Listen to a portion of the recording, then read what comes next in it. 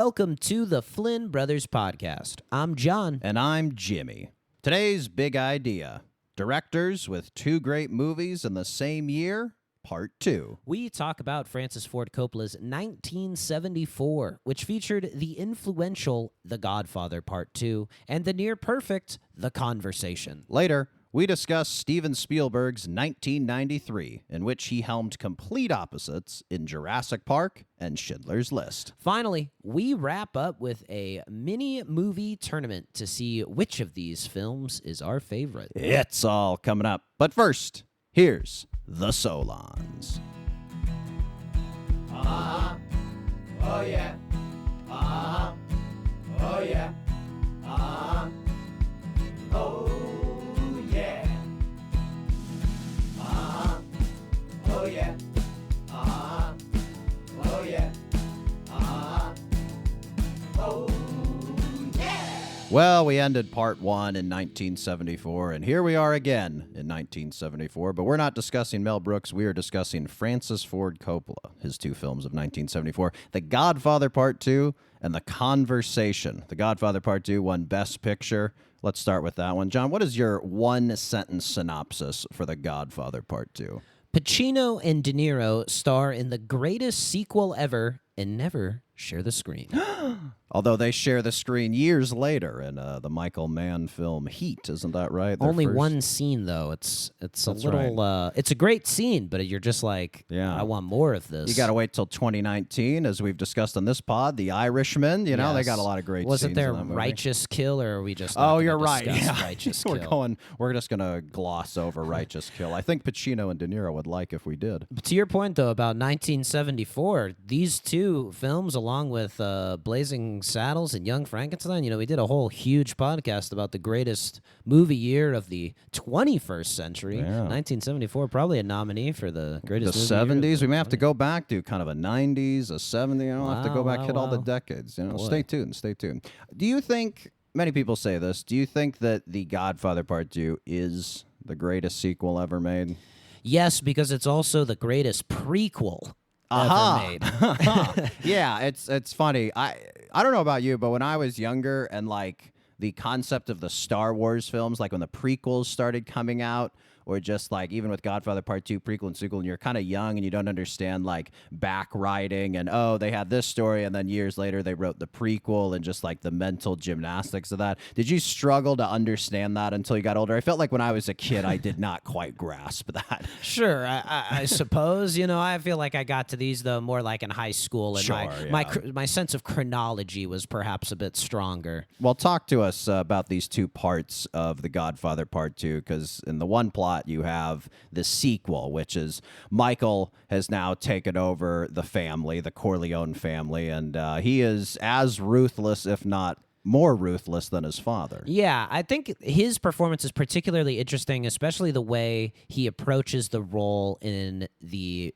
Part 1 of the movie, where he is extremely subdued, extremely reluctant, college boy, Right. you know, and then there's the turn where he assassinates the police captain in Salazzo in the Italian restaurant. He and- drops the gun. Yeah, and off we go. And this is really the sort of fully fleshed out version of that character. And Pacino is fantastic. You know, he's really letting loose with everything he has in his chamber. He's screaming, he's intense, he's brooding, he can be quiet in certain moments, he's wounded, all sorts of emotions, really runs the gamut of what he does. But I think the more difficult performance in this is delivered by De Niro, just because And this is in the prequel section prequel- of the film. He is playing a young Vito Corleone, who in the first film was played by Marlon Brando. and in such a way that is like instantly parodyable. Like Right. every person who probably saw that movie walked out with an impression of Marlon Brando as Vito Corleone. And I think what's interesting about the way De Niro approaches it is he does some of the like facial mannerisms, you know, his sort of like squint and like downturned lips, Right. you know, go-to move really fits the character very well. But he's not like Brando. He doesn't possess the gravitas. He's much more skinny. He's kind of hunched over. When you first meet him, you go through Ellis Island, which is just a fascinating sequence in and of itself. And he gets quarantined because I think he has tuberculosis or some other illness. So you're seeing this guy who's the ultimate badass, who's on the walls of every freshman's college dorm room. And it's like, this is his origin story. And I think the way that Ford Coppola builds it up is incredibly impressive, because most of the time when you have these fully fleshed out characters such as Han Solo, you don't actually want to know their backstory. You just like meeting them at the point that you meet them. But in this, you really get the full experience of his life, not as like a mob boss, but what it was like coming to America as an Italian immigrant. And he, young Vito Corleone, played by De Niro, he's sort of working his way up in the criminal world. You sort of see, like you say, the origin story of this great gangster. There is one shot in the film that is one of my favorite in all of cinema. It's when he's with this guy Clemenza, and they're going to get a rug. And Clemenza tells him he knows the guy who owns the house. He said, we just come in and take the rug. And as this is going on, you soon learn that they're breaking into somebody's house and stealing a rug out of it. And there is this brilliant shot where I think a police officer is coming up to the door, and he's in silhouette, and he knocks on the door, and Clemenza steps to the side of the door and holds a gun right where the head of the police officer would be if he were to come into the house. And it's just such a breathtaking visual, and that is almost like, I remember the first time I saw it just being shocked, and then now to me it's just kind of funny, like if a buddy was like, hey, I know this guy who's giving rugs away, we could just go yank it out of his house, and then he pulls a gun, I'd be like, uh-oh, I was sold a bill of goods. But yeah, a lot of just brilliant imagery throughout the film. They do a great job too of developing, and a lot of the stuff is very subtle, very nuanced, and a lot is communicated through showing instead of telling. I mean, they don't have to tell you that he's poor. You see it. They lived in this cramped tenement. It looks like it's hot. Looks like it smells crazy in there. Much like the apartment we're currently recording. It's warm in here, folks. And there's like he's playing with the baby in the crib, and he has to hide the gun, and all of these different things that are fascinating to see him in this sort of low-level role. But you can also see, like, okay, he's more careful than Clemenza. He has more thought, and then when the Black Hand, who's the mafia boss in the neighborhood, sort of starts putting the squeeze on him, you can see De Niro as Corleone sort of becoming this going from Simba to Mufasa. Yes, becoming the man. He eventually kills the mob boss above him. And, it's pretty incredible. This film, like Michael in part one goes to Italy, gets married. In this film, De Niro is the one going to Italy, right? The young Vito Corleone grows up there, and then he returns there later in the film, right? Yes, because that man killed his father, which was the reason why he was sent to America. And so you just get this really nice, well-rounded story. And I think sometimes these prequels suffer because you know the character isn't in danger of dying. Because you know how it ends for him, right? You know he's still alive, and he's got to die in the garden in part one.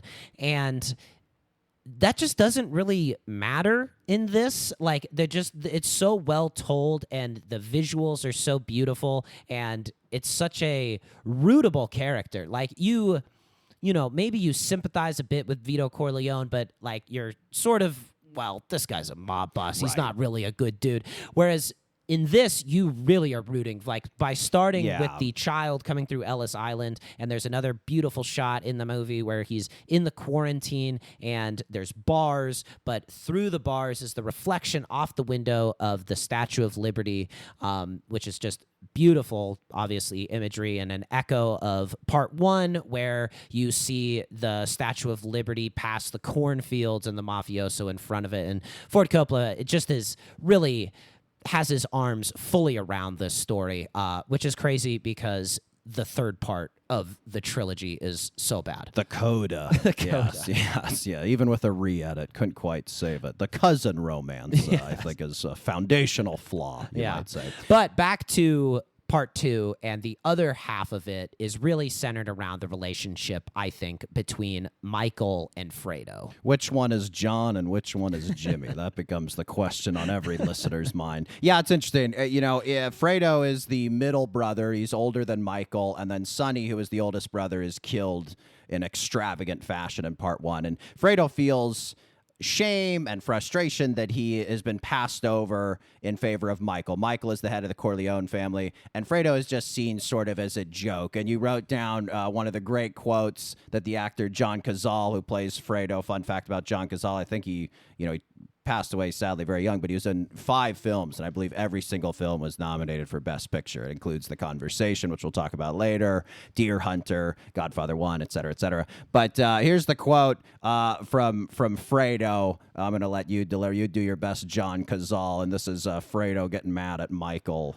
Well, Michael tells Fredo, sorry, it needs a little context. Michael tells Fredo, this is the way Pop wanted it. Okay, all right. And Cazale says, it ain't the way I wanted it. I can handle things. I'm smart. Not like everybody says, like dumb. I'm smart, and I want respect. And you just, that whole line right there that is the only time in the movie where it's a character telling, like, I'm smart, I want respect, and it shows that you're not smart. You don't really deserve respect. You shouldn't have been in charge of the family. Like, he's proving how unworthy he is in this line, complaining about why everybody finds him unworthy. And Fredo's sleazy. He's impulsive. He's childish. And there's a scene in Cuba. I believe it's during a New Year's party, something like that. And it's at midnight. And echoing the Bible, Judas in the Bible, Michael kisses Fredo full on the lips. Not something most bros do, but we've never done. No, not something we're often doing on New Year's. But it's a really extravagant piece of acting by Pacino, and even Cazale, just seeing his reaction to it. But he grabs him with both hands, Pacino, and kisses him on the lips. He knows he's been betrayed by him, and it is incredible how just biblical and epic Coppola makes what is essentially a movie about a family business, right? They could be selling tools, they could be right, they could own a big farm, they just happen to be mafia members, right? So it's like it is just interesting that these epic stakes are given to this story, which is essentially a family business. Sure, right? Visually it helps that they're assassinating people every now and again. And right. Michael kisses Fredo so hard there, it's like he's punching him. Like, it must have hurt. Like, Fredo's like squirming to try to get away. And the reason he says, I know it was you, Fredo, and what he's referring to is very interesting sort of segment in the movie, because we associate The Godfather and the mafia lifestyle with New York, which you get a ton of in the De Niro sequence, but at this point, they've moved out to Nevada, right, Tahoe Las area, Vegas, and there's this assassination attempt that's made on Michael and his family that essentially is Fredo was the one who betrayed and let it happen. But that sequence as well is so brilliant. A, because you're seeing, the mafia in a environment you're not typically used to seeing them, and B, it starts just so calm. It's Michael and his wife in their bedroom, and they're discussing, and then it's like Michael gets this sense like a deer, like Spidey sense. Yeah, almost, it's like it's too quiet, and then machine gun fire. Yeah. Brilliant sequence. So just there's tons upon loads, like each moment in this movie is just a hit after a hit after a hit, and it intercuts between the two, so it just is a movie that's really unlike any other film. And eventually Michael and Fredo's mother, the late Vito Corleone's wife, passes away, and Michael wanted this to happen in order for him to commit what act? The assassination of Fredo. Yes. They basically have a deal. I'm not going to kill him while mom's still alive, which is such a, that just feels extremely Italian to me. Yeah. Not while ma's alive. It'll break her heart. I'll let her die of natural causes. Then I'll kill my brother. Yeah. No, it's funny. The one of the best scenes in either of the films is Fredo's assassination. He's out on a boat, and Michael has sent a hitman essentially with Fredo out on the boat. Fredo knows he's going to die. Brilliant shot of him on the water, and he's saying the Hail Mary. And I wrote down this little one-liner I'm going to throw at you. Tell me what you think. I was watching the scene. I jotted this down. I wrote, getting whacked by the mob while saying the Hail Mary, or as a Sicilian calls it, dying by natural causes. You like that? Yeah. Can I take that to the cat skills? Do okay? That You would like kill that? at the cat skills for 10 years. Yeah, but I don't mean to undermine it. It's such a No. brilliant sequence. No, it's it's great. it's so great. There's just a childlike nature to Fredo. He's not Yes. ready for the big time. He's not ruthless enough. He is swayed by alcohol and women, where Michael just basically sees his wife solely almost as a means of continuing the family dynasty. Like the love that they share seems very formal past the sort of open, and then the love that he has for the woman part one seems more intense and passionate, but it's Fredo is, very easily swayed by call girls and chicks that are way out of his Right. league, and they treat him like garbage. Right, And it's just right. like, you can't have the mob boss being jerked around by, But he's smart. He's smart. Yeah, He's I'm not so- like dumb. not like people say, like dumb. Like dumb is where it all falls apart for him. Also, with this, Coppola was at the forefront of this kind of multi-generational family storytelling across film. And you see this, like, even with a film like Goodfellas, which is arguably our favorite film of all time, that is really a film that you see these guys from when they're young teenagers to old men. And even with The Sopranos, right, a very sprawling show, even though, I don't get it. But listen to that episode if you want to know what I'm talking about. But yeah, I do think, like, this movie is so unbelievably influential.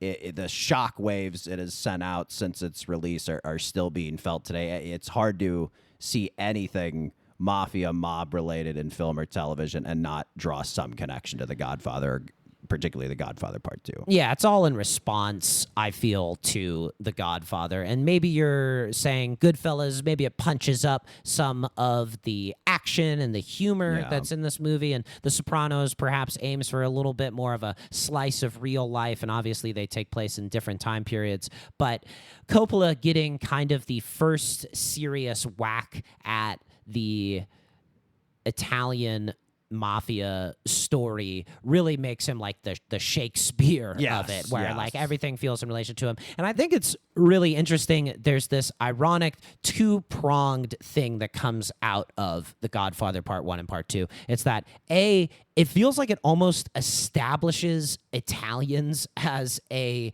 accepted culture, like no longer seen as this sideshow in the American way of life, and at the same time reinforces all of the stereotypes that were held about Italians. It's Yeah. like, well, they have to be worthy because this is two of the most brilliant films we've ever seen. But look at these paisans.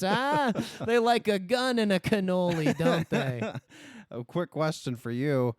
In the film, the younger brother is chosen to take control. How would you feel as an older brother being passed over for the younger brother? What do you think of that? Me, myself, I don't mind it so much. You It's know, a I'm not plot really point. a middle brother. I'm more of a Sonny, I think. That's so, true. Blaze so- of glory Yeah, so and I a would go out in a toll booth. blaze of glory, Yeah, and yeah. then the intermediary brother who does not exist would be passed over. No, but I do think part of it has to do because when you're an older brother, I think you originally see your younger brother as, or I usually refer to you as my younger brother.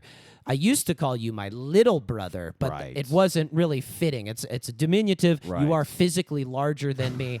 It doesn't make sense. You say this is my little brother who is bigger than me. Yeah, it's too complicated. It's fat phobic. But I remembered there was we went to a Catholic high school and we were on a retreat, and I remember a lot of younger brothers talking about how their older brother didn't respect them, or their parents were always comparing them to them, or God. it was just like seemed really traumatic Right, for a right. lot of younger brothers. And I just wanted to make sure that my bro was empowered, and would Oh, feel hey. as though he wasn't living in the massive shadow that I You cast. made him feel as though he could co-host a podcast. with See, you, yeah, huh? and mostly drive the car a lot of the times in the podcast. And I think, too, it's like, Fredo, his problem is he needs to recognize that his skill set is not being the boss. Like Right. maybe he wants that from an ego perspective. It's but palling like, around with chicks. It's playing craps. yeah. It's like, Fredo, what more do you want? Like, Yeah. you want to also run the business while doing this? So, yeah, I think you have to size up your strengths in the way that you and your brother fit together and take your ego out of the equation would be my advice to all brothers out there struggling to coexist. Well, you want to have a conversation about the conversation? Let's. When we come back.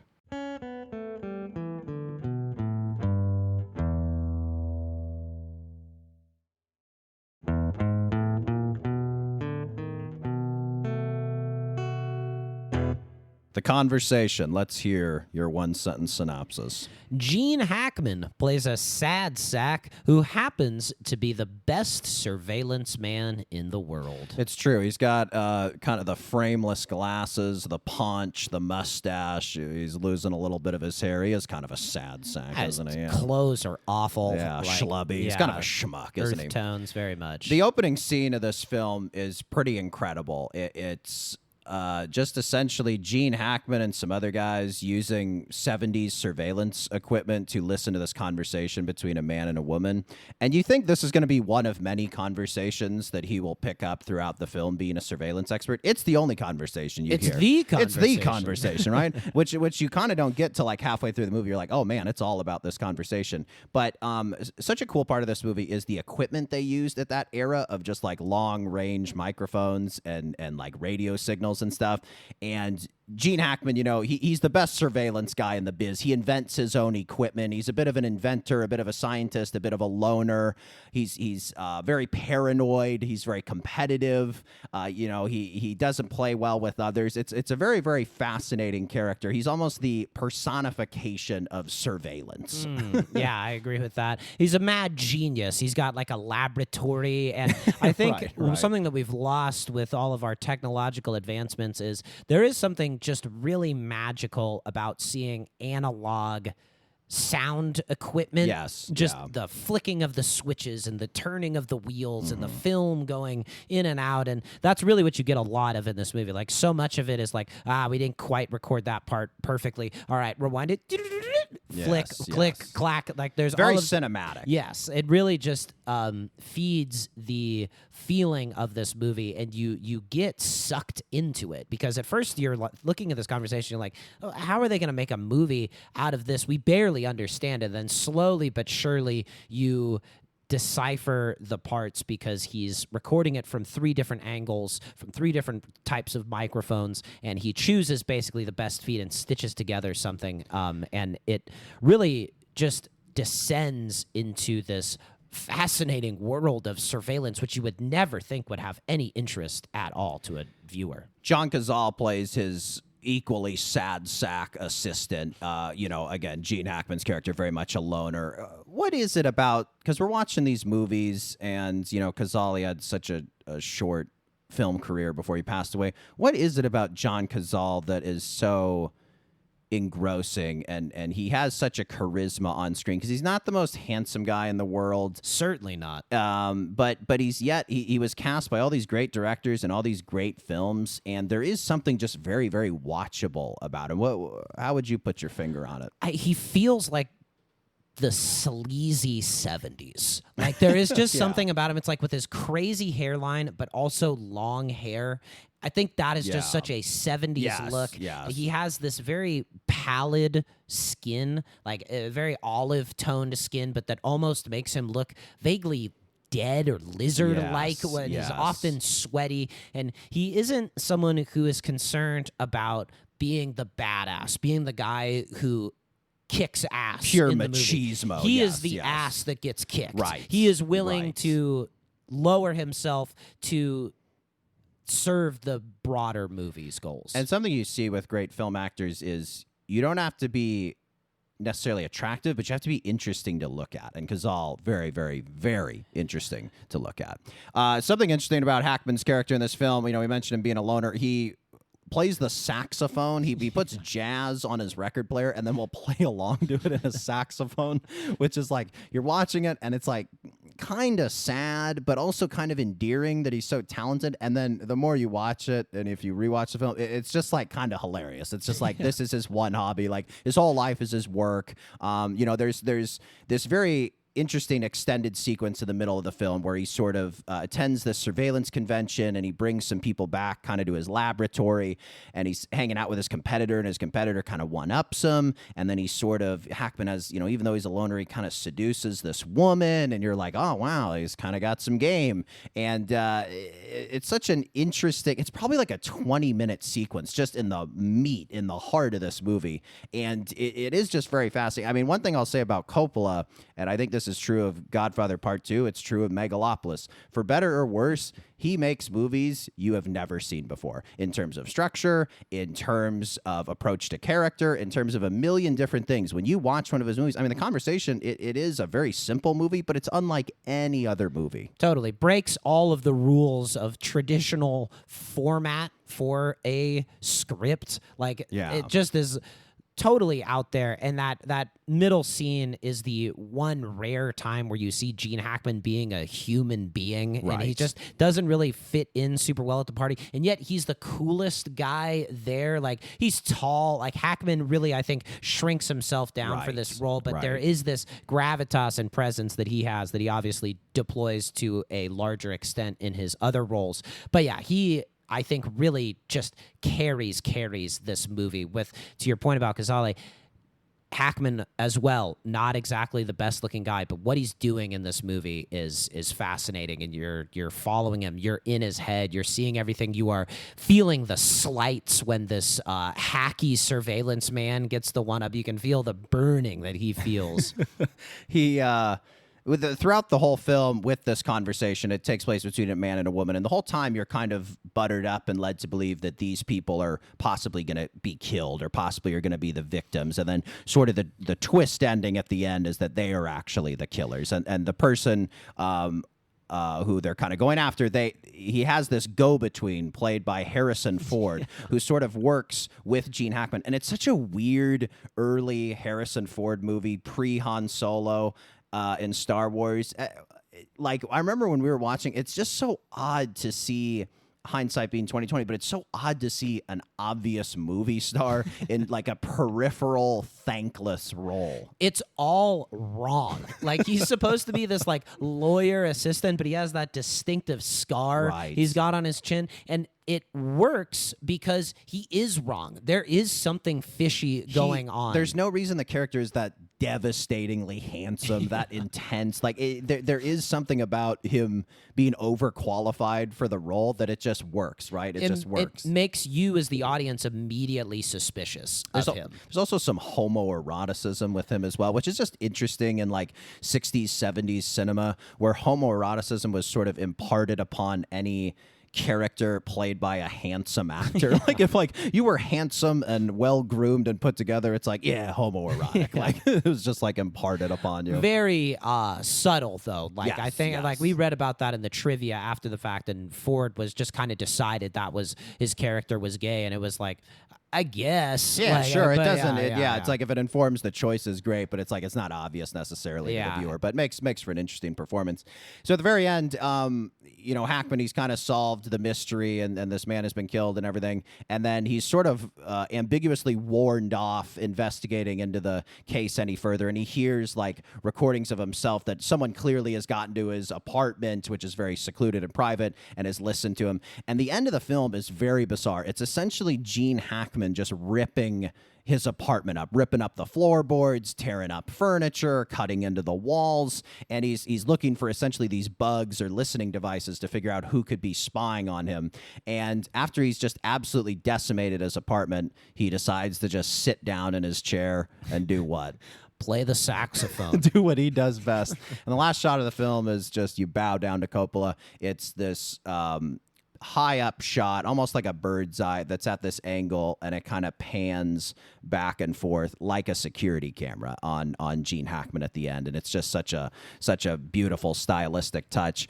But yeah, I like, do you think there's some big meaning to the end? Is it a guy getting bested at his own game? Is it just about voyeurism? Is it just an interesting story? How do you kind of interpret the ending? I think it's actually a very personal movie to Francis Ford Coppola. I think he sees himself in the Gene Hackman character because there is all of this analog equipment that he would have to use as a film director. Yeah. And you're a voyeur as a film director. Yeah. You're sort of looking in at other people's stuff, and he probably feels as though he was the best in the world at doing it. And it's like, well, what if I got bested? And I think that's kind of how you could see there'd be a sort of personal connection to it. And at the same time, it is just sort of this interesting character study of this highly specific world that you'd never had any experience with before. And the person who ended up besting Francis Ford Coppola was Francis Ford Coppola, because The Conversation was nominated for Best Picture, but lost to Francis Ford Coppola's The Godfather Part II. You got to be paranoid if you're your own worst enemy. I think people, us included, have poked a little fun at Francis Ford Coppola for Megalopolis and some more recent efforts. But really, you look back at his career, and he just has such a prolific and diverse filmography, so many different genres, so many different actors, so many different approaches, and it really is just enviable. It's just one of the great filmographies of all time, and I think when all is said and done, he truly is one of the greatest American directors. Absolutely. And then also used the millions of dollars he made from his brilliant films to open a winery that sells great wine, and then sold the winery to make Megalopolis, which, to be fair, Megalopolis, it's a flawed film in many respects, but it is awesome that he decided to make it. He sold a winery that made pretty good wine for $180 million, poured it into this film that no one particularly enjoyed, and now the wine is not as good. That's a shame. That's a shame. But speaking of great directors, when we come back, we're going to be talking about perhaps the greatest, Steven Spielberg.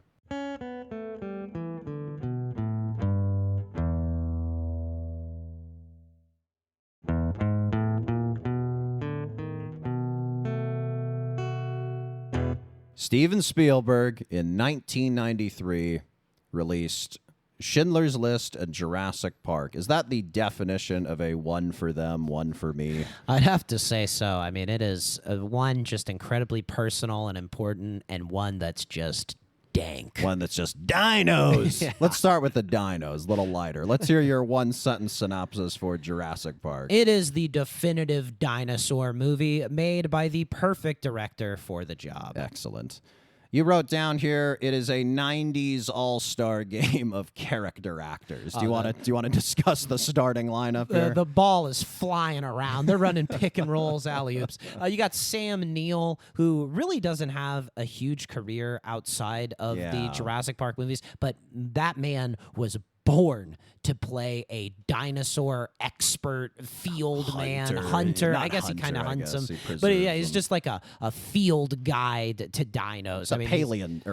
Paleontologist. Is that what I suppose so. I don't see him scratching around in the dirt much. Maybe that's more Laura Dern's. Yeah, he's a paleontologist in the way Indiana Jones is an archaeologist. right. He just looks right. Like he's an Australian, which I think Australian perfect ethnicity to pull that from.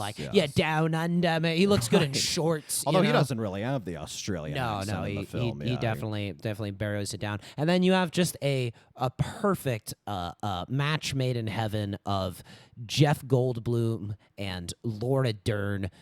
Jet black versus pink is sort of the... Are those their auras? Yes, the way that they're aura photography. I'm trying to think of it. It's like a chocolate-dipped strawberry. They just have a perfect... Because Goldblum at the time, just definitive, like, bad boy. Like, oh, boy, this is a dashing man. You wouldn't want to leave a sister around this guy. Goldblum. And Laura Dern is your beautiful sister or your neighbor. Like, she just has girl this next door. All-American while still being stunningly beautiful. And they have a scene together that is just electric, like Yes, that doesn't right. really exist, and you can sort of see them feeling each other. But then Goldblum describes chaos theory to her. He's like a chaos theorist, which is also just awesome work Yeah. on the job for Good Goldblum. business card. Yeah, that good line of good work, writing yeah. on that. And he's basically describing how chaos theory means that sometimes things happen one way, and for no reason they happen another way, even though things are exactly the same. And the way he demonstrates this is by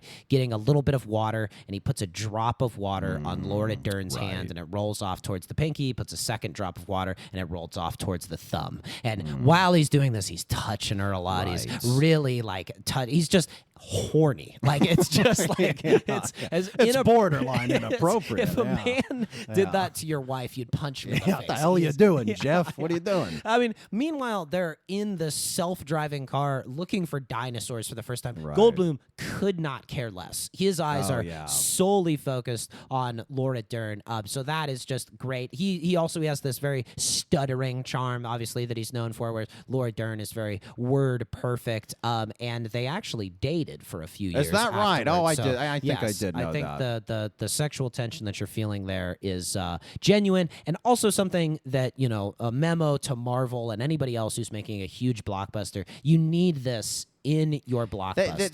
This thing now with a lot of Disney Marvel movies where just all the characters are friends. It's just like Yeah. you're robbing your movie of like heightened tension and Yeah. stakes, and it's just like not that everything has to be like over the top sexualized, but it's just like This is- a bunch of buddies. It's just we're not all buddies on the schoolyard. Yeah, and I right? think too, it's like, I think what people are most objectionable about is like when there's just a gratuitous shot of some female character like ripping open her top or Right. something like that, or just a don't really need leering- those. Exactly. Yeah, It's do not chaos theory drops on a hand. exactly. Right? This isn't what it's about. It's about the flirting. You want to Yes. capture flirting and the Great- unspoken. Great like dance scenes Yes. between two people who meet for the first time, and you can kind of convey the sexual tension in so many different ways outside of just like kissing and provocative Totally. taking off of the top. One character actor I want to mention in this lineup is Richard Attenborough, and he's really great. He's known as a film director mostly,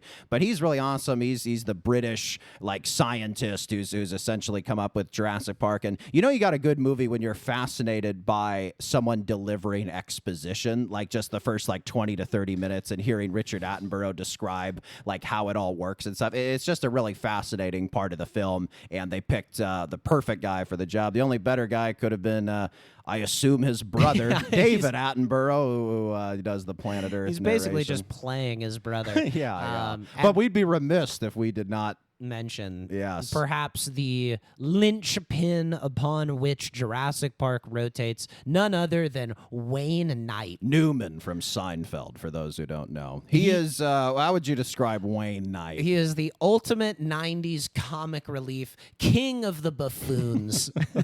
I mean, you see him and you just start laughing. He was so huge in the 90s. We oddly tear up at one line delivery Wayne Knight gives in the film Space Jam.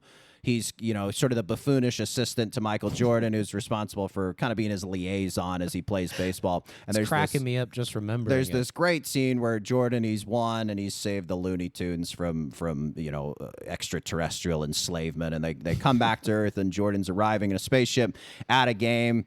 To join his teammates on the baseball field, and it's just Wayne Knight with a microphone in front of the big crowd at the baseball game, and he just says, "Ladies and gentlemen, Michael Jordan." And you literally get like chills. I think that's the part of like the LeBron Jordan debate. It's like I don't know if Wayne Knight said, "Ladies and gentlemen, LeBron James," it would give me chills up my spine the way it does. Paul Walter Hauser. yeah, Paul Walter Hauser. Yeah, exactly. It's he is, I think, unbelievable. one thing, too, kind of like Cazale, as we were talking about, a guy who is willing to make himself the butt of the jokes. He has this very... let's back up to the Space Jam point. The thing that I think that makes me cry about that is like, I'm just so glad that humanity has Michael Jordan. Yes, You know what I yes, mean? Like, yes. that is what's so great about that moment. That's what we're celebrating. And Wayne Knight, too, really has just great acting chops, really communicates just a greedy desire for more. He's Yes. conniving, he's The scheming. Barbasol container. Yes. Yeah, absolutely. Yeah, and so he just we also we had, I think part of our love for him goes back to, we had a summer camp, and there was this guy there who loved Newman. Oh, right, like just right, Maurice. yes. He loved Yes, Newman, yes. and that guy also said "all right" like this, "irrit," and that's We still say to that this quite a day I bit, say it yeah. like that. Anyway, Well, we mentioned these character actor all stars. The real stars, though, of Jurassic Park are the dinosaurs and the. I think it's a mix of. I think it's mostly practical effects with the dinosaurs. Yeah, a right? little Mostly, CGI mixed in, but but it's yeah. it's really incredible. I mean, going on over 30 years later, watching the film, it's really just incredible. And the actors do a good job of capturing the majesty of what it would be like if you saw a brontosaurus or velociraptor. Just the mix of terror and admiration and just awe that would come over you. It's really incredible. in addition to Spielberg does such a brilliant job of creating the scale and the suspense. I mean, the famous shot is the T-Rex is coming and you see the puddle and its Yes. footprint and the rippling of that. I mean, Yeah. that is just, that's why he's the best. I think Yeah. Spielberg, his style is sometimes almost like an absence of style. Like, you don't even really realize that he's behind the camera because he's just picking all of the perfect shots and shooting them in a way where it just looks right. You can't even Yeah. feel his hand. No, it's I completely agree. He's just so adept as a visual storyteller. You wrote down here one of your favorite lines from the film. You want to give this a little context? Goldblum sort of outraged when he realizes the dinos are running wild and maybe this wasn't a great idea. He says, "Your scientists were so preoccupied with whether or not they could, they didn't stop to think if they should." Someone should write that down on a slip of paper, lick the envelope, send it over to OpenAI. Maybe get a little look-see at that. No, it is. I think that is what makes this movie also so great, is it has that extra layer of intelligence and commentary. Yes. That you use Dinosaur Theme Park to explore all of these ill-considered technological advancements that we're rushing into the public. There is an interesting level of commentary, too, regarding just theme park culture and just how everything, there's all the Jurassic Park logos and there's these like snack shacks and these kind of tacky designs and color schemes.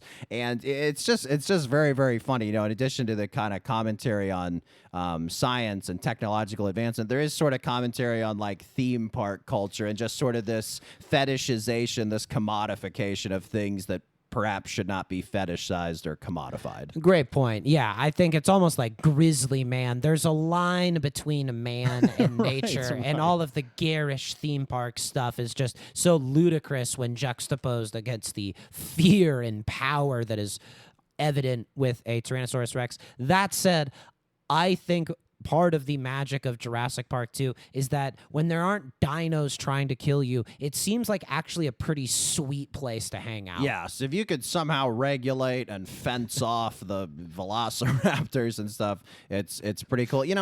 This whole notion, though, you're talking about of the implausibility of just like, yeah, it would be cool to visit it, but it's just so implausible, right? God. They're now making the 7th Jurassic Park movie, and the first one's so brilliant. It's one of the great blockbusters of all time.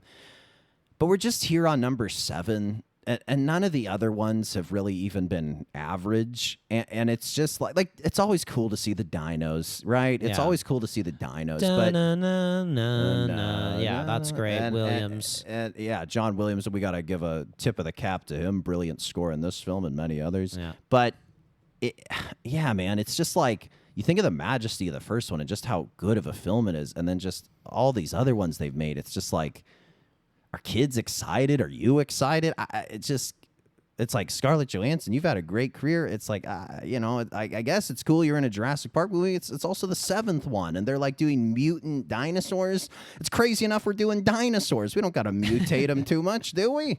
I think it's one of those movies that, and Spielberg maybe has made another one with Jaws, where the first one is so good, and it just seems like you should be able to follow this up the with recipe. a second movie. Yeah. Like, there should be something, but I think what the other ones are lacking are the things that we're hitting on. They're lacking this sort of the star power, the charisma of Goldblum and Dern, even though I think some of them return for some of these movies, but like you just can't sort of recapture that first time, as well as they explored the deeper significance of the metaphor made by the dinosaur theme park in this one. And now it's just hollow. It's just like, whoa, wouldn't it be sick if like dinosaurs that are on land could also swim? Like that, I think is a little bit underwhelming. So I don't know. It's tough because you would think this should be a formula that just works. Like it should be like Godzilla movies, but so often it seems like these big blockbuster type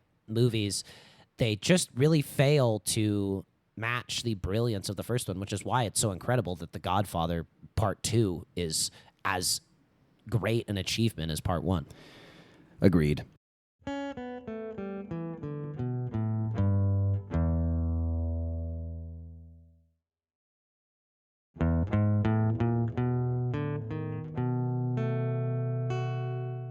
Well, we're going to pivot now to Schindler's List. We're going to do one last disclaimer. And, you know, when we discuss Schindler's List, we're obviously going to have to discuss the horrors of the Holocaust, a subject we know is very sensitive and personal to many people. So similar to our discussions on Gone with the Wind and Blazing Saddles, we are going to aim to have a nuanced discussion here, but if we fall short, please send us an email at flynnbrospod@gmail.com. All right, let's get into Steven Spielberg's other masterpiece of 1993, Schindler's List. Let's hear your one-sentence synopsis. It is the definitive Holocaust film made by the perfect director for the job. Yeah, go ahead. I think this is a year where Spielberg is just in full command of his power and gets two projects that are perfect fits for him. It's like Coppola's 1974. It's just like, God forbid if they were to die at the end of the year and these two films were their last. It was just like, well, the purpose you had on this planet, one of them, you fully achieved. I think Spielberg's is probably the most impressive of perhaps, well, hard to say, but in terms of range, it's really incredible to pull off a movie that with Schindler's List that should almost be like required viewing in high school. Yeah, and which is when we watched it. And I think you have to view it with a level of almost like an academic lens. You know, you can appreciate artistic merits, but this is really a piece of history that needs to be studied and understood and not lost to time. And I think that's really, as artistic and brilliant as it is, and Spielberg is as a filmmaker, it's also just, there's kind of that pseudo-documentary style that comes in at the end of the film, and it is just such a Zone of Interest was another film that you know, similarly kind of took some of those real world elements. But let's discuss the film. But to go to that point, I think that's what's so brilliant about this film is that he's deployed all of his powers of making a great film that people want to watch and applied it to something so important. So it's shot in black and white with kind of the rare pops of color. Why do you think he sort of opts for the black and white approach to this? It would look all wrong in color. I think it gives you the cold inhumanity of the situation. Spielberg also said that to him, color is life, and that the Holocaust is obviously a moment that is devoid of life, of humanity. So it sort of reflects the seriousness of the coldness of the subject matter, as well as like a newspaper's black and white, right? It gives that sort of factual legitimacy. Yes, and it's just like there are elements of the film that are like it's pretty clear you got to be on one side or the other. There's not as much room for nuance, which is interesting though, because there are some gray areas exposed with the Oscar Schindler character played by Liam Neeson. Yeah, and the pop of color that's most famous in this movie is the red jacket that Schindler sees on a little girl, and then later he sees that same jacket piled on a cart of bodies, which is just, you know, horrible. Yeah, devastating. Devastating, obviously, you know, brilliantly staged, though heartbreaking, by Spielberg. And I think what's smart about that choice is you render this event, you know, 6 million people exterminated, which is just too large almost for the human mind to comprehend, and you singularize this in one little girl. And it's like that, I think, really helps people wrap their minds around it. It helps the character of Schindler wrap his mind around it and go from being this sort of war profiteer in a way. He essentially is recruiting people from concentration camps to work in his factories, Right. and then He's a German. He's a Yeah. German, basically. Not, I guess you'd call him a Nazi sympathizer. Yeah, I mean, he's a yeah, Nazi. Yeah, like, a he's in the Nazi. party. Yeah. Like, they trust him, and they're giving him contracts and stuff like that. And for people who don't know, this is how he saves people from the concentration camps. Is he Right. gets them out, and they work in his factories, and nobody dies who goes there. But he has to play this very interesting character. It's a perfect fit for Liam Neeson because he has this just hard edge to him with a soft center. You can just sort of, I feel that in his face, and he plays this sort of noir Yes. badass. Which is sort of fed by the black and white. And then Ben Kingsley is playing opposite him quite a bit in the film. Talk to us about the Ben Kingsley character. He's his Jewish right-hand man, Right. essentially. He helps sort of run the factories, and he's the one who gets Schindler to increase his efforts to save more and more people. But at the same time, what Schindler's doing is obviously something that if they figured it out, they would put him to death and probably every single person in the factory as well. So he has to come off like this hard-ass Nazi, and there's a great scene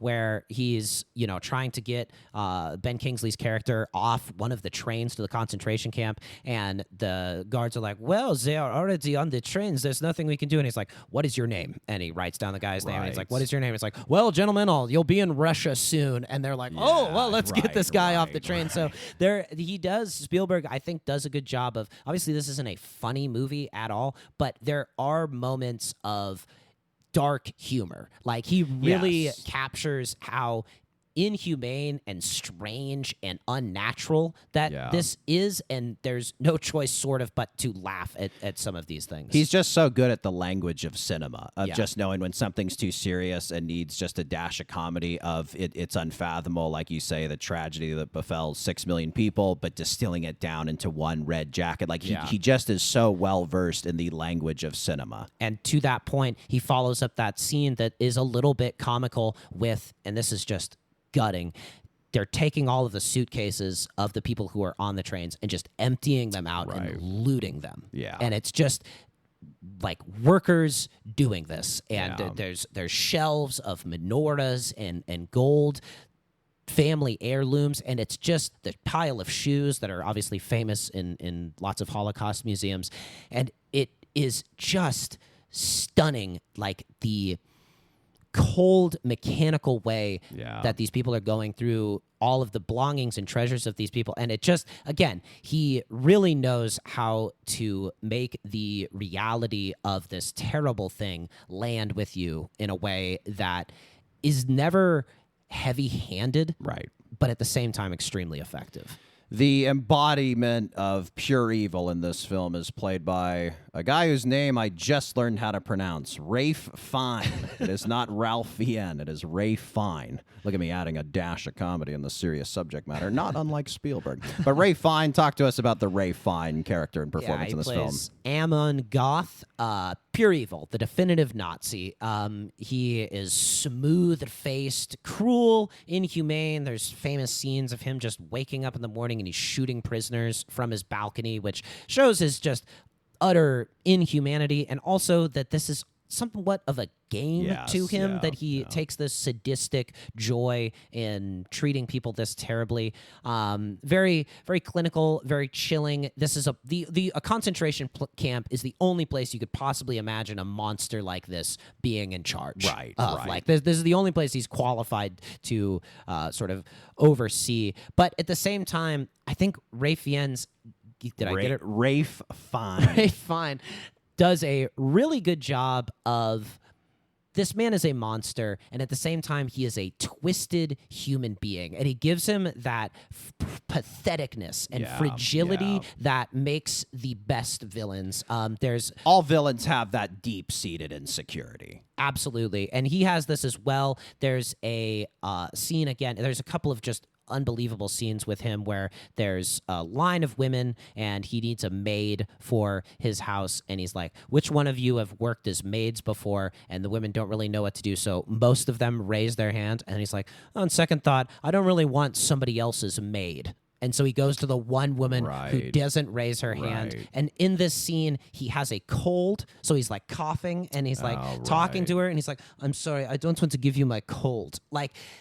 there's just something so fascinating. It's just about that mental choice. gymnastics. Yes. It's just like you are pure evil, and yet in this one small moment, you're worried about passing a cold. You are a human being, and so like you're polite despite being Yeah. an absolute monster. Well, it adds complexity to the Yes. character. There's right? another scene where he is trying to track this guy for making hinges, and the guy makes hinges really quick, like a beautiful hinge, makes a great hinge, and he's like, oh, but I noticed there are not very many hinges here. Like, you work a lot fast. You were working a lot faster in front of me. It's like, we're going to take you outside and execute you, and they try to execute him, and again, another just brilliant dark humor. The gun misfires,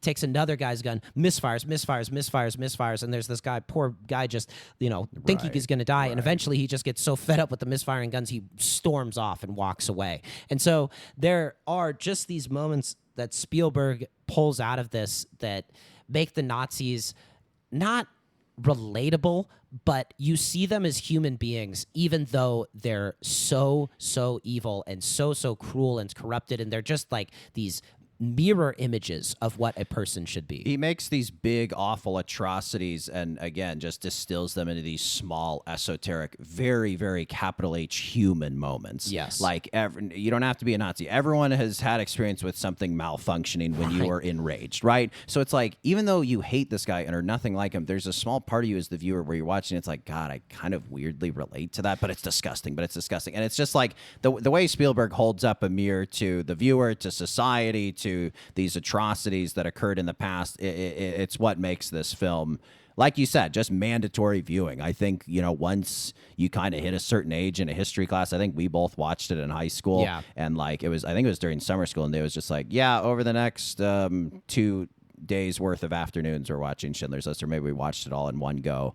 And I just remember everyone being dialed in, everyone focusing, and just how could you not? It's such a well-made film. It's such an important film. And it's really quite an achievement, in addition to having also released Jurassic Park in the same year. It's unbelievable. And I think Ralph Fiennes, Excellent. nice. He, like Leonardo DiCaprio in Django Unchained, is so good in quotes, obviously, as the character that people forget he's they forget that is a character that somebody is playing, Right. and so They loses. just see the evil. He Right, loses right. Best Supporting Actor to Tommy Lee Jones in The Fugitive, and Tommy Lee Jones is good, Solid, in yeah, The Fugitive, solid good, but he's yeah. not giving the performance. It was same thing with Leo. Christoph Waltz won it for the same movie, Django Unchained, but it's like, I think most people would agree Leo and arguably Sam Jackson, right, Yeah. deserved the. I don't think either of them got nominated, but if you're going to give it to a supporting character in the film, And- it's probably one of them. And then Christoph had already won it a couple years before for another Tarantino film, but I digress. Yes. But to bring it back to Schindler's List, I think the other thing that, is important, it's similarly with Leo in the Calvin Candy role, is you need actors to do justice to the villains in these movies. Like, you have to understand the type of evil that they represent and bring it to life in a way that makes the triumph of good more powerful. If the villain is savvy, if the villain is cunning, if they're cruel, if they're a worthy adversary, then as ridiculous as they are and as misguided as they are with their thoughts about humanity and the way that the world should work, there makes it so much more powerful when Schindler saves people from these concentration camps. When Django ultimately kills Calvin Candy, you have to kind of give that. No, he doesn't kill Calvin Candy. Christoph kills. Pardon me, he does well when He takes down the racist. when he kills Yes, every yes, other yes. racist. But yeah, anecdote from the movie is one of the survivors of the concentration camp who knew the character, or who knew the man that Oscar Schindler. No, Oh. who Amon Goth. Oh, okay. When she sees him, Ralph Fiennes in the costume for the first time, literally starts shaking in Wow. fear because Wow. he represents him Wow. so well. And I think, again, that we should see what was so terrifying about these people, and learn from it. And I think it's really, really, really well done in this movie because, look, I think people, we've seen it sadly with the internet that people believe this event didn't happen or that it's exaggerated or some bullshit like that. And I think it's so important to have accessible pieces of art about things that are as important historically as this, because it gives people at the very least a gateway into it. Like, you should do more research, obviously, beyond watching Schindler's List, but this is a great piece of work to start at. We've talked about non-directors who've had great years as well. Gene Wilder in 74, Cazale in 74. And really, it's John Williams in 1993 scoring both Jurassic Park and Schindler's List. Just masterful work from one of the great film composers. The ending, too, there's this sort of, we mentioned kind of the documentary approach it takes, and there's kind of this touching ending with Oscar Schindler, and he was someone who at the later stage of his life kind of thought, oh, was there more I could have done? And how does the film sort of wrap up? And they have his gravesite with a lot of the survivors, of they the leave descendants flowers of people who he yeah. saved. And it's just, it really, I think, again, puts the, perfect final note on this really bittersweet symphony, I guess, that he has made here. And I think, again, he just does a great job of bringing the humanity and the real human moments that you look for in film to help tell this very challenging, difficult, awful story. Yeah, it's not a film you can rewatch all the time, but mandatory viewing, and, I think it is something you should try and rewatch every 10, 15 so years. I'll say this. I wanted to really give it a full, rewatch. I rewatched several scenes from it, but I could not find it anywhere streaming accessibly. Crazy. It just doesn't make any sense that it's not just on Netflix or HBO Max. One of those websites or services should have that easily accessible for anybody. I mean, it should be something that is shown in high schools. It should be something that anybody who wants to watch it should be able to watch it easily. 100%. All right, one final break. When we come back, we are going to have ourselves a mini movie tournament.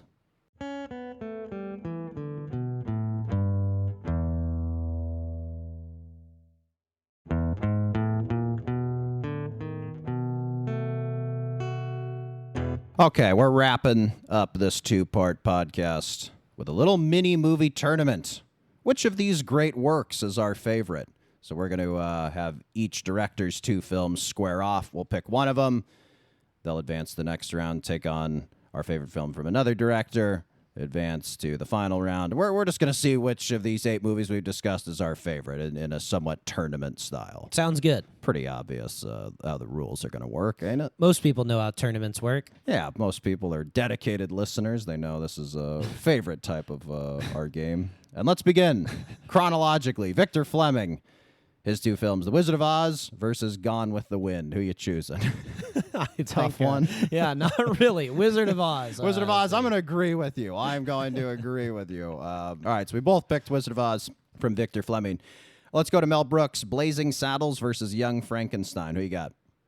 That's a tough one because I'd say Blazing Saddles makes me laugh more, but Young Frankenstein is the better movie. Yeah, it's just your personal favorite. I completely agree with that breakdown. I think we discussed it. I think Brooks felt the same way as we mentioned in part 1. What do you got? Young Frankenstein. I'm going to go Blazing Saddles. I'm going to go with Whoa. the laugh over the artistic merits. But yeah, I enjoy a man who Blazing fancies Saddles. himself a scholar of film. I know, yeah. Well, sometimes you go for the gut laughs, Yeah. Sometimes you go for the gut laughs. Even though they spill into the Chinese theater at the end. Of the yeah, even though the third act falls apart, yeah. So we're probably gonna have a different bracket Interesting. shakeout. We'll see how it goes. All right, let's move to Francis Ford Coppola, The Godfather Part II versus The Conversation. Who you got? Man, The Conversation really is a good movie. It's just a shame it's up against The Godfather Part II. We're repeating what the Academy did. I have to agree. I think we're both going Godfather Part 2 for our Coppola film. Yeah, absolutely. All right, here's a tough one. Steven Spielberg, we got Jurassic Park versus Schindler's List. Again, we have sort of this, a little different from Gone with the Wind because we don't have quite the controversial element, but you have here fun movie versus serious, high artistic historical importance movie. I think I think we should almost even set Schindler's List off to the side. Out of respect, I think out of okay. respect, it doesn't belong in this This winner crude take all competition. tournament. Yeah, fair enough. I think with putting obviously Jurassic Park, I think is the more enjoyable Yes, I movie think that's to fair, watch. yes. Even though I think we Purely from a chomping on popcorn, sitting on your couch perspective. Yes, just because yes. I don't want to say something like Schindler's List loses, Right, Like, to Jurassic Park. It doesn't. Yes, It's yes. it's doing something completely different that, frankly, not very many movies ever have done. All right, let's move to the second round of the tournament. Wizard of Oz for the Victor Fleming film versus you have Young Frankenstein, I have Blazing Saddles. So you have Wizard of Oz versus Young Frankenstein. Who you got? Oz. Yes, I think this is where Blazing Saddles' Cinderella story ends. I'm also going to go with Wizard of Oz. So from the West Coast side of the bracket, Wizard of Oz is advanced to the finals. We now move to Francis Ford Coppola. We both picked Godfather Part II. We set aside Schindler's List from Spielberg, and we both went with Jurassic Park. Probably not too complicated here. Godfather Part II or Jurassic Park? I guess it's Godfather Part 2. Yes, Yeah, absolutely. yeah. Yes. I would have, one of us should have maybe just gone ahead and unleashed a T-Rex roar and picked Jurassic Park. But sadly, we're both going Godfather Part 2. Okay, the final. We both ended up with the same bracket. Here we must choose Victor Fleming's Wizard of Oz versus Francis Ford Coppola's The Godfather Part 2.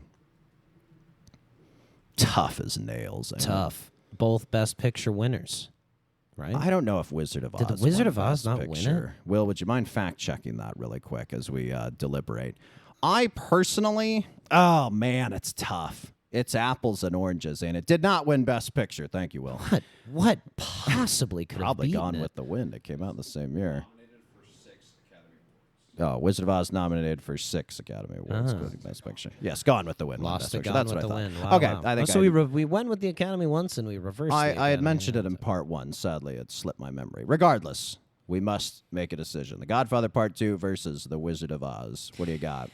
Well, we've said at the beginning that The Wizard of Oz is arguably the greatest film of all time. Yes, we did. I don't know that I would say that about The Godfather Part 2, Wow. so I'm going with The Wizard of Oz. Wizard of Oz. Wow. I'm sitting here. I'm inclined to agree with you. But my gut is really telling me which. Oh, God, it's hard. I was just about to go against you. But then you said the word witch. I know. My subconscious, kind of pointing me toward Oz, if you will, But toward the which yellow brick witch, road. I suppose. Which witch is which? I think it probably is Wizard of Oz. My gut is sort of saying Godfather Part 2, just because it's like I kind of like Pacino and De Niro more than Judy Garland and Burt Lahr. But I don't know, man. Just for difference's sake, I'm gonna go Godfather Part 2. So your winner, Wizard of Oz. My winner, Godfather Part 2, and then a special honorary award to Schindler's List for its brilliance and historical impact. Yeah, it is kind of interesting the way that you look at all of these. I would say that they kind of break down on two sides. Like on one side, there is The Wizard of Oz, there's Blazing Saddles, there's Godfather Part 2, and there's Jurassic Park. And then on the other side, you have Gone with the Wind, Young Frankenstein, The Conversation, and Schindler's List. Like one feel like there's sort of like a Enjoyment at face value versus Yes. challenging. Yes, exactly. yes, Like all of yeah. these directors seems like they kind of mixed one and the other. And I wonder if that was part of like a strategy, perhaps, or, the studios are like, well, look, if we're going to put out one of your movies that, people are going to maybe have to go along with us here a little bit, we need to give them something that's some good old fashioned blockbuster cinema. Well, one thing's for sure. All these directors are brilliant. All these films are incredible in their own way. And gosh dang it, movies are awesome. Wait a second. Did we want to choose who has the best year? Oh, we could. Yeah, you want to do that at the end? Who's got the best year of all who's got these? the best year of all of them? Fleming, Brooks, Coppola, Spielberg. Ah, man.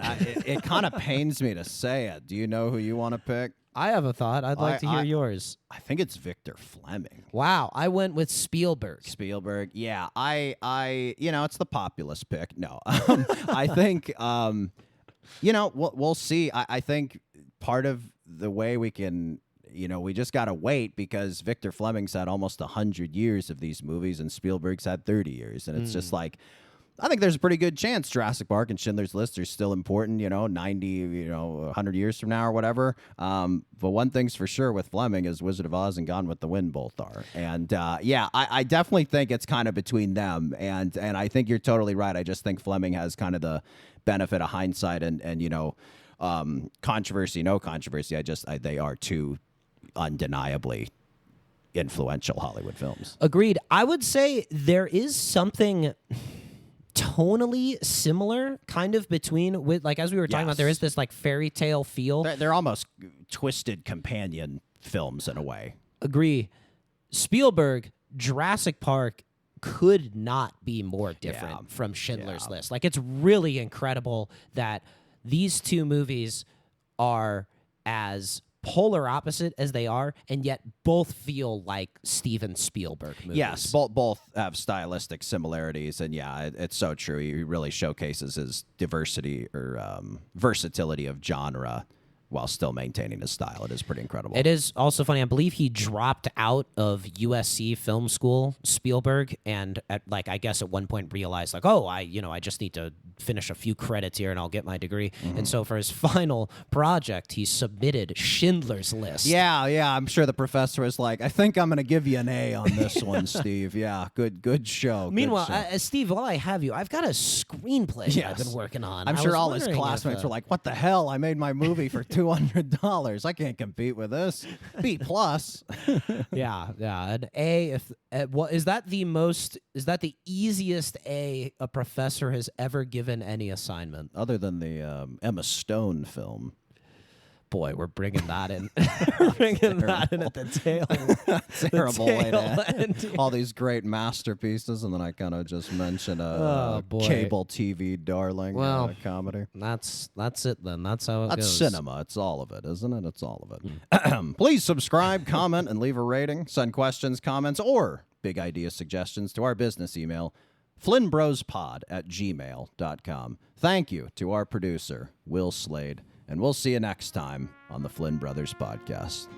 Take care, buddy. Hey, buddy. You take care.